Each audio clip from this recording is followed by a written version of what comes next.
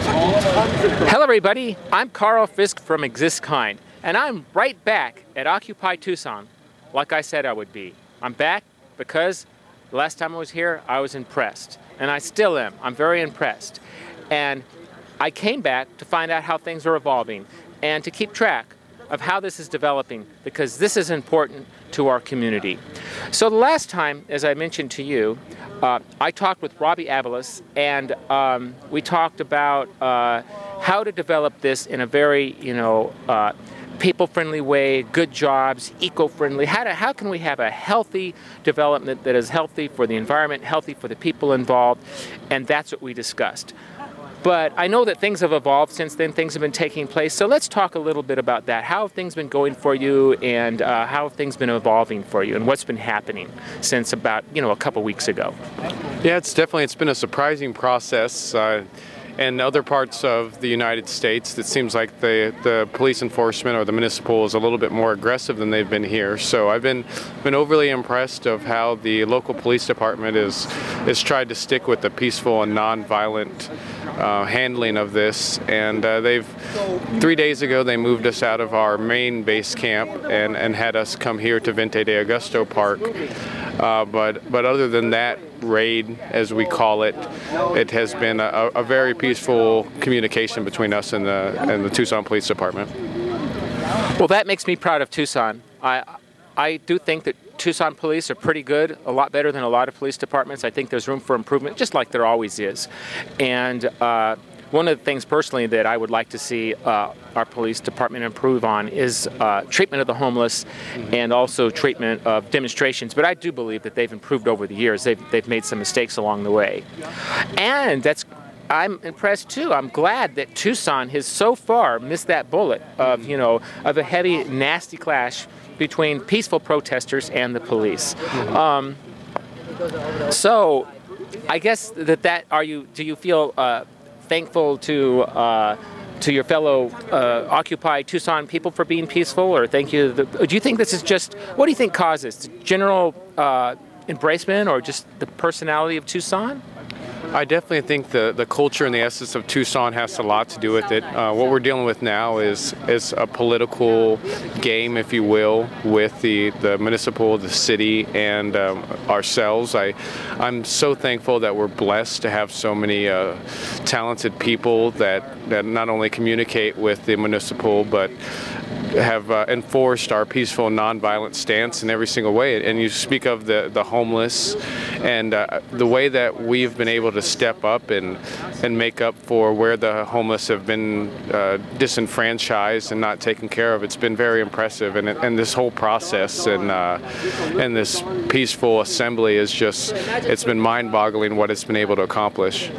Right, and I do remember that I was talking to people last time I was here, and they were telling me that people donate food to this cause, but if somebody just comes in wandering off the streets, you let them have it, because it's part of the whole giving nature, the part of helping each other, and a part of tackling the homeless problem. So I'm definitely impressed with that, and I think it is partly just the Tucson culture, you guys being a bunch of great people, sticking to the rule of nonviolence. I notice a lot of honking, a lot of support from the public, and feed me back on this. I think that's kind of been part of here. I think it's probably helped you a little bit that you've been supported by the public. I think in other areas that might be what the problem is the reason for the crackdown is because there's been so much support from the public that it's making the authorities nervous. How do you feel about those kind of thoughts that I just had? Yeah, certainly, like I said, it's a political game going on right now, and we're each leveraging. I want to think locally, or here in Tucson, we're getting even more support than in other areas, because it's a real liberal, progressive city here.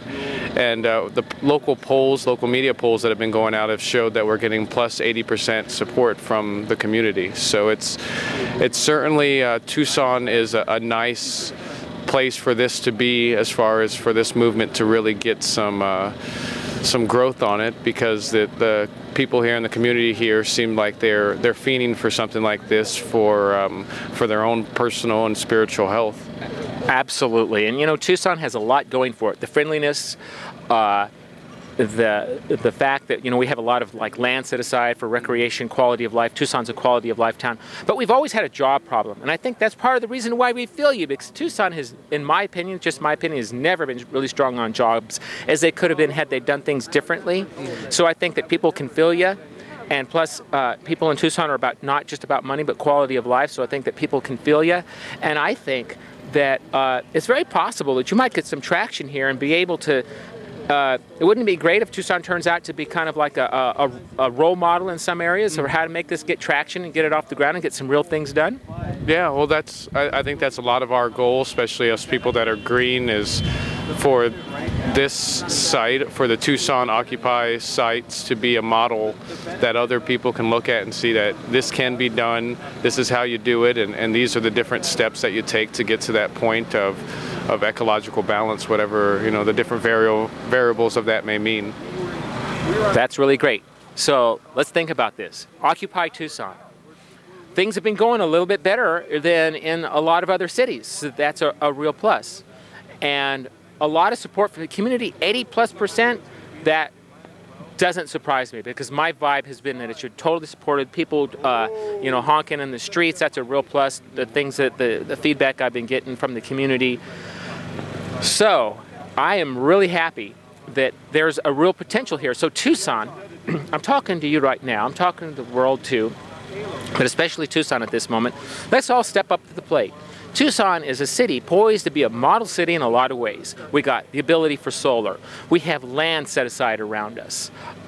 We have a quality of life, and we have a community that pretty much gives you anything you want. If we could just get our job situation up to par and maybe get a little greener and some good high quality green jobs going here, and Occupy Tucson probably being a part of that, we could get some traction and get that model city rolling. So what do you say to that? You like that idea? You getting steamed up for that? Oh, I love it. I mean, I'm one of the organizers on the Eco City group with this camp, and that's my dream, for us to live in a sustainable world that when we go to an area, we actually make it better. We don't make it worse. So if this camp can be the model of what an eco city is, that even maybe the city of Tucson can model after, that'd be a dream to me.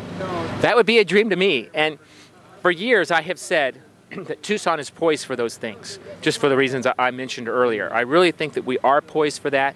We're a big enough city to move and shake, but we're small enough that we haven't totally screwed things up to the point where there's no return. Plus, we did some things right, like, you know, when I'm very impressed that when it got put up to voting for an expansion in Saguaro East and West, I voted yes for those, and so did everybody else, or the majority, because it happened.